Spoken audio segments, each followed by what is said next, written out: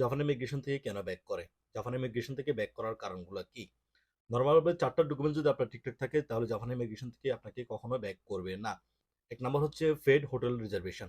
Hotel booking যখন আপনি করবেন অবশ্যই সেটা পেইড করে নিবেন ৩ দিনের জন্য হোক, ৭ দিনের জন্য হোক বা ১০ দিনের জন্য হোক। ২ নম্বর হচ্ছে travel medical insurance. Travel medical ইন্সুরেন্সটাও কিন্তু আপনাকে সেম ডেট অনুযায়ী করে নিতে হবে। ৩ নাম্বার হচ্ছে রিটার্ন টিকেট। অনেকে আছে রিটার্ন টিকেটটা কাটতে চায় না। কারণ রিটার্ন টিকেটটা যদি না কাটেন তাহলে আপনাকে তারা ভুলেও এন্টার করতে দিবে না। ৪ নাম্বারটা হচ্ছে আপনার ট্রাভেল প্ল্যান। জাপানে আপনি কোন, কোন জায়গায় ভিজিট করবেন সেটার একটা প্ল্যান আপনাকে অবশ্যই পিডিএফ আকারে লিখে প্রিন্ট আউট করে বের করে নেবেন অথবা মোবাইলের মধ্যে রাখবেন।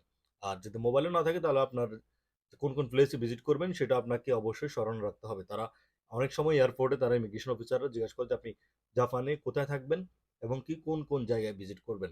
তো এই জিনিসগুলো আসলে খুব বেশি ইম্পোর্টেন্ট। এগুলো যদি এই ৪ টা জিনিস যদি আপনার থাকে তাহলে 100% আপনি জাপানে এন্টার করতে পারবেন। জাপান ইমিগ্রেশন থেকে আপনাকে কখনোই বের করে দিবে না।